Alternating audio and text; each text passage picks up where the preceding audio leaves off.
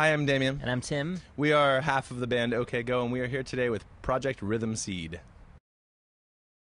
But we met at this summer camp, and we became fast friends, and we returned there for many summers and spent summers together, traveling and stuff as kids. And during the year, we'd send each other mixtapes. I grew up in Washington D.C., where the local punk rock scene was super active in the late '80s and early '90s, and I was a big devotee of all things Discord and Fugazi and Shudder to Think, and also I would send the goings on from DC to Tim, and we both went to college in different cities, and then when I was finished with college, I moved to Chicago, where Tim had been in school and had I already started a band with other friends of mine from my youth, we started OK Go, and blam, boom.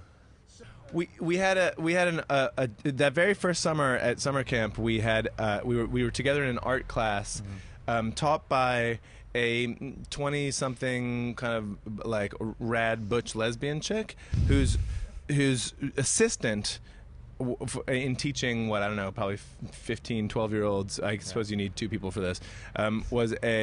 Was a dude in his late teens who we just thought had really strange body odor, and I think later in life realized that probably was the smell of marijuana, and so he would sort of lean over your shoulder while you were drawing, and like, here, Tim, pretend to draw something over there. All right.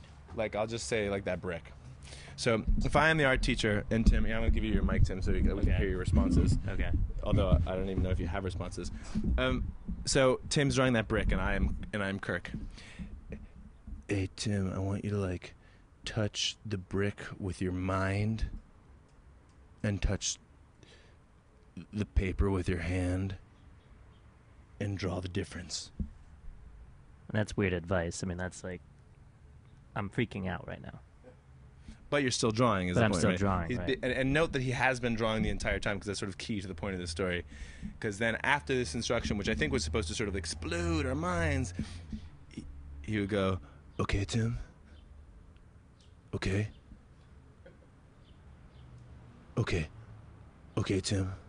Okay, go." And see, that's when I think we were supposed to have like the psychedelic like brain explosion, that and we were supposed to essentially like live the entire decade of the '60s in about a couple seconds.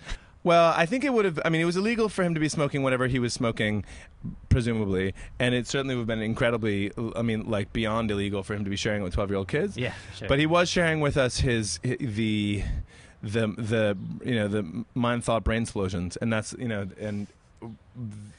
it was important for us to hear it, I think. Yeah, and it was a teaching experience. He was bringing to the younger generation that sense of joy and confusion that comes with being really high. And artistic. Yeah. We've worked with a wide array of different filmmaking professionals, and it's always those experiences that are sort of that get this sort of hyper, it's like almost amphetamine excitement about creativity, because you sort of go into somebody else's world and you see all these amazing creative things they can do, and realize that that your own creative compass and the ideas you want to chase, they sort of fit in here too, but with somebody else's building blocks. I think it's the greatest pleasure in our lives tends to come from the feeling of accomplishment and pride and excitement in making something that you're really excited about.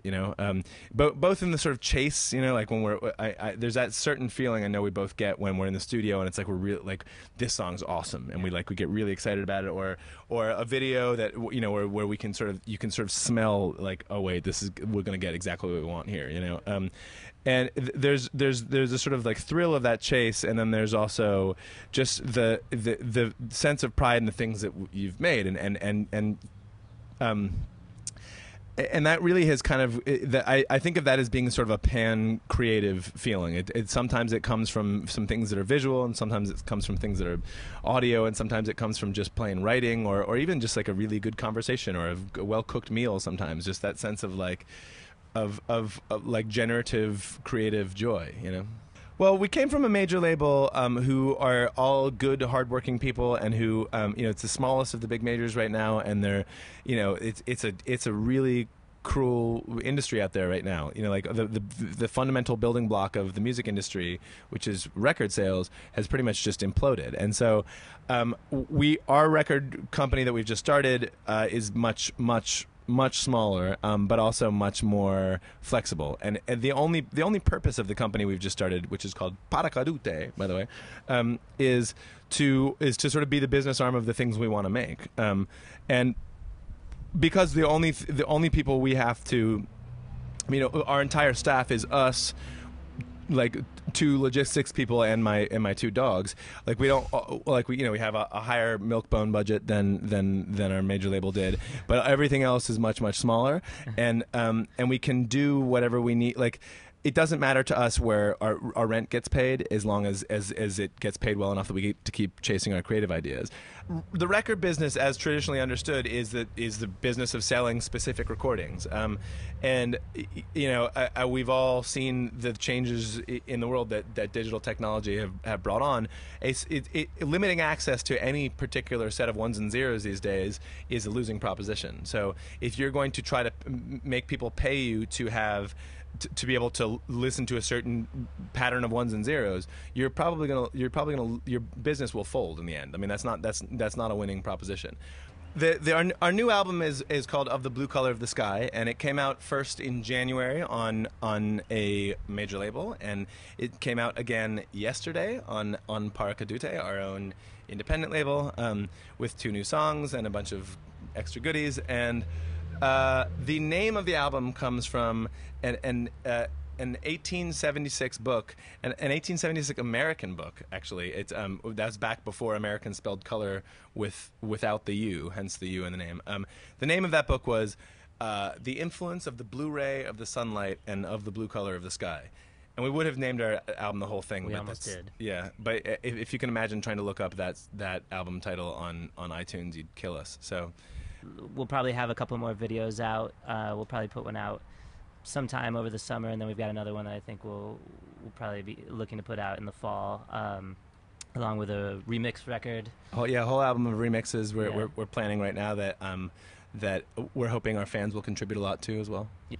I can't give out the whole thing yet, but we're working with a lot of really great producers and remixers right now, and we're trying to conceive of a way of distributing a record that could include the work of our fans as well. So.